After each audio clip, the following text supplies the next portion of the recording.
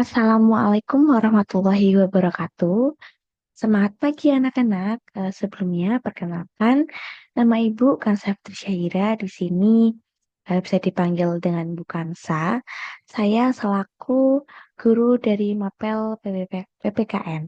Nah, di kesempatan kali ini kita akan belajar materi di bab 2 terkait demokrasi dalam kerangka Undang-Undang Dasar Negara Republik Indonesia tahun 1945 di topik ke-6, yaitu terkait perilaku demokratis berdasarkan Undang-Undang Dasar Negara Republik Indonesia tahun 1945 pada era keterbukaan informasi.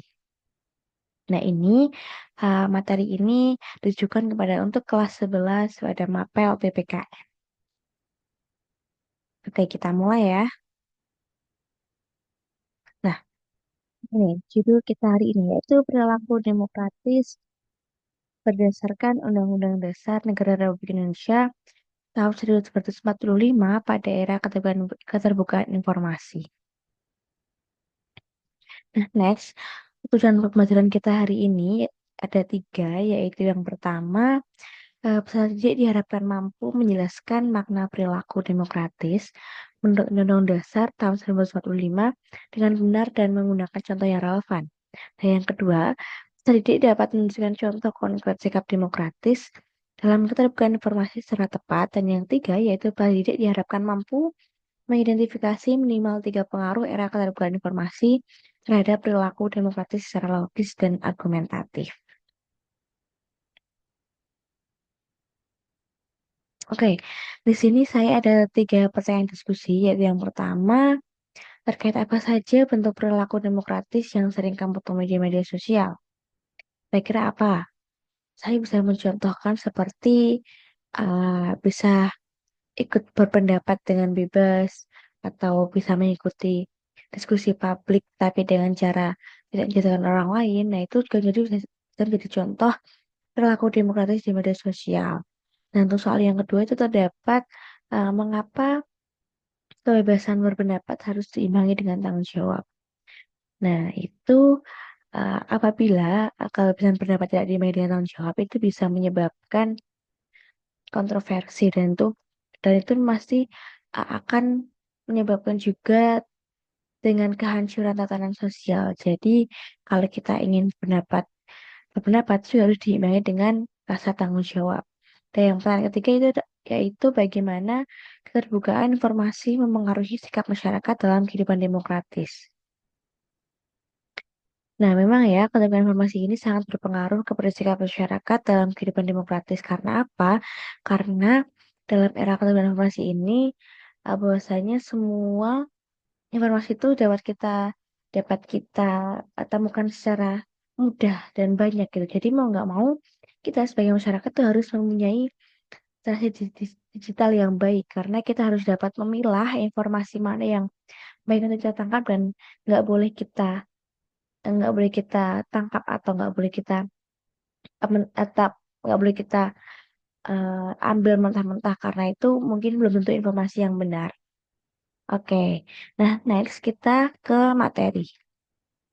Nah, di sini makna perilaku demokratis. Perilaku demokratis sendiri itu sikap yang menghargai kebebasan berpendapat, menerima perbedaan, serta mengutamakan musyawarah dalam mengambil keputusan bersama. Warga negara yang demokratis adalah mereka yang memiliki sikap, perilaku, dan cara berpikir yang selalu memegang nilai-nilai demokrasi dalam kehidupan sehari-hari. Nah, di sini ada dasar konstitusional perilaku demokratis. Jadi, Undang-Undang Dasar Negara kita itu menjamin hak asasi setiap warga negara, termasuk kebebasan berserikat, berkumpul, dan mengemukakan pendapat secara lisan maupun tulisan secara bertanggung jawab. Dan demokrasi dalam Undang-Undang Dasar sendiri itu mencakup persamaan hak, partisipasi warga negara, keadilan sosial, serta penghargaan terhadap hak dan kewajiban orang lain. Nah, di sini ada ciri-ciri perilaku demokratis. Itu bisa ditunjukkan melalui keterbukaan, toleransi, sikap kritis, partisipasi aktif, dan menghormati hasil keputusan bersama. Nah, era keterbukaan informasi sendiri itu ditandai dengan mudahnya akses terhadap berbagai informasi melalui teknologi digital, media sosial, dan juga internet. Keterbukaan informasi adalah ini ciri utama negara demokratis. Pemerintah yang demokratis harus transparan dan melibatkan rakyat dalam pengambilan keputusan. Warga negara berhak mendapatkan informasi publik agar bisa berpartisipasi secara cerdas. Dan di sini juga ada landasan hukumnya, yaitu terdapat dalam Undang-Undang Nomor 14 Tahun 2008 tentang keterbukaan informasi publik. Dan di sini kita sebagai warga negara itu juga mempunyai hak dalam keterbukaan informasi. Nah, yang pertama itu hak kita itu mendapatkan informasi publik dari sumber manapun. Yang kedua, mendatangi kegiatan publik yang secara terbuka untuk memperoleh informasi publik secara umum. Yang ketiga, memperoleh pemberitahuan informasi publik melalui permohonan sesuai dengan peraturan yang ada. Dan yang keempat, itu menginformasikan informasi publik kepada orang lain sesuai dengan peraturan perundang-undangan. Dan yang terakhir, yaitu meminta informasi publik disertai alasan permintaan tersebut. Nah, selain memilih hak, di sini kita juga mempunyai kewajiban warga negara dalam keterbukaan informasi. Yang itu yang pertama, memakai informasi publik sesuai dengan aturan yang berlaku. Yang kedua, itu menuliskan sumber informasi publik, baik yang digunakan untuk kepentingan sendiri maupun keperluan publikasi, sesuai dengan ketentuan peraturan perundang-undangan kita. Nah, di sini keterbukaan informasi itu juga mempunyai dampak positif, yaitu dapat memperkuat partisipasi publik dalam kehidupan politik, sosial, dan ekonomi karena warga lebih mudah mengakses, menilai, dan mengawasi kebijakan pemerintah. Nah, selain mempunyai dampak positif, di sini keterbukaan informasi juga mempunyai tantangan, yaitu eh, membawa resiko seperti penyebaran hoaks, ujaran kebencian, dan penyalahgunaan kebebasan berekspresi. Nah, warga negara yang demokratis itu harus bijak dalam menggunakan media, menyaring informasi, dan menghindari penyebaran konten yang dapat memecah belah masyarakat.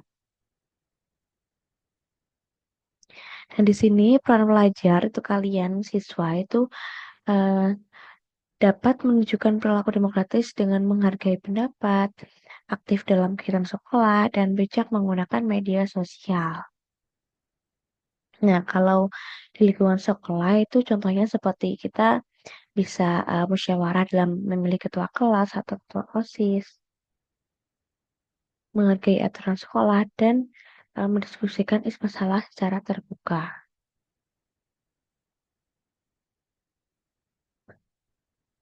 Nah, sedangkan contoh perilaku demokratis di masyarakat itu seperti eh, tercermin dalam keterlibatan dalam musyawarah desa, menjaga toleransi antar warga, serta aktif menyampaikan aspirasi secara santun. Nah, di sini ada langkah-langkah praktik pembuatan kesepakatan bersama dalam kebebasan pendapat di era keterbukaan informasi. Yaitu yang pertama, menyampaikan pendapat dengan sopan, tidak arogan, dan tidak memaksakan pendapat agar diterima oleh orang lain. Yang kedua, yaitu menyampaikan pendapat harus didasarkan pada akal sehat agar orang lain dapat menerima dengan baik. Yang ketiga, penyampaian pendapat harus dilakukan dengan sopan sehingga tidak memperkeruh suasana dalam forum tersebut. Dan yang keempat, itu pendapat yang disampaikan harus tidak menyinggung atau menyinggung suku, tidak menyinggung suku, agama, ras, ataupun golongan tertentu. Sistem hukum yang adil dan transparan sangat penting untuk menjamin pelaksanaan demokrasi yang tidak disalahgunakan oleh pihak tertentu. Nah, jadi kesimpulan dari materi kita hari ini yaitu perilaku demokratis harus terus dikembangkan, terutama di era keterbukaan informasi, agar kebebasan yang dijamin Undang-Undang Dasar Negara Republik Indonesia tahun 1945 dapat dijalankan dengan bertanggung jawab dan bijaksana. Oke, nah sini saya mempunyai dua soal kuis. Nah, yang pertama yaitu apa yang menjadi dasar hukum kebebasan berpendapat di Indonesia? Nah, menurut kalian apa nih anak-anak? Saya beri waktu 1 menit untuk berpikir ya. Nah, setelah itu saya akan berikan jawabannya.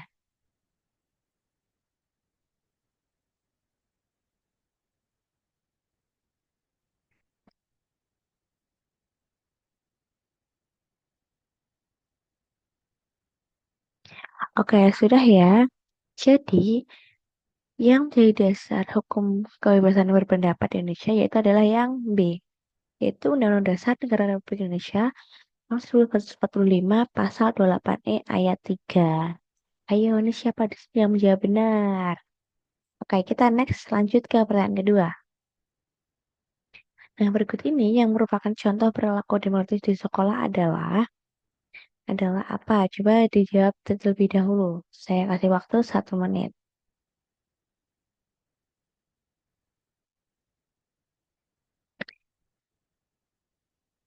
Oke, jadi contoh perilaku demokratis di sekolah yaitu adalah C. Dapat menghargai pendapat teman.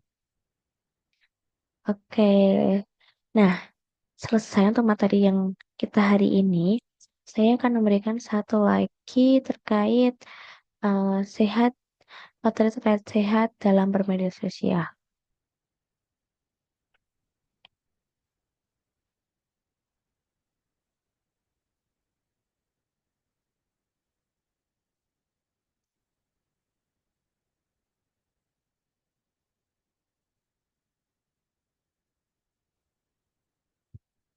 Nah, di sini kita akan membahas sedikit terkait menerapkan demokrasi sehat di era digital.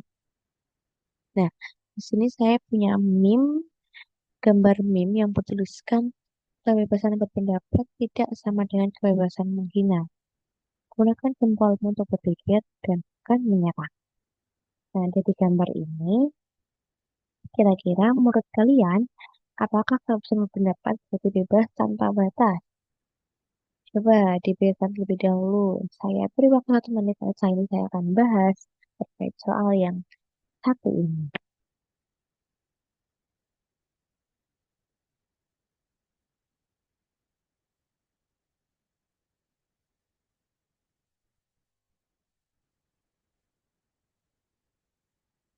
Oke, sudah ya. Jadi, apakah kebebasan berpendapat itu berarti bebas tanpa batas? Jawabannya adalah tentu tidak. Karena kebebasan pendapat dijamin dalam pasal 28E ayat 3 Undang-Undang Dasar 1945 tetapi dibatasi oleh tanggung jawab moral dan hukum. Seperti tidak menyinggung sara, tidak menyebarkan hoaks, atau ujaran kebencian. Jadi, kebebasan yang bertanggung jawab itu adalah ciri dari warga negara yang beradab.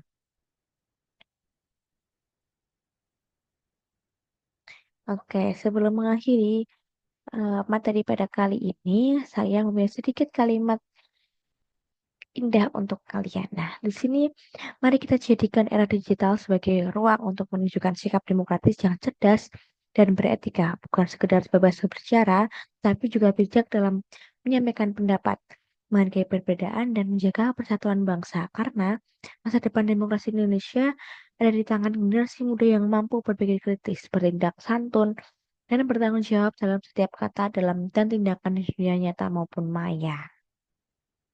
Nah, setiap akhir pembelajaran bukanlah tanda selesai, melainkan awal dari perjalanan sebaru untuk terus belajar dan bertumbuh. Jadilah pribadi yang tidak hanya cerdas dalam berpikiran, tetapi juga bijak dalam hati. Karena ilmu tanpa budi pekerti hanyalah kesombongan. Sementara ilmu yang disertai keikhlasan akan menjadi cahaya bagi diri sendiri dan orang lain. Nah, mungkin cukup sekian dari buku saya untuk materi hari ini. Next, kita akan bahas untuk topik ke berikutnya. Cukup sekian dari saya. Terima kasih yang sudah menonton video pembelajaran kali ini. Mohon maaf kalau saya ada salah kata. Terima kasih. Wassalamualaikum warahmatullahi wabarakatuh.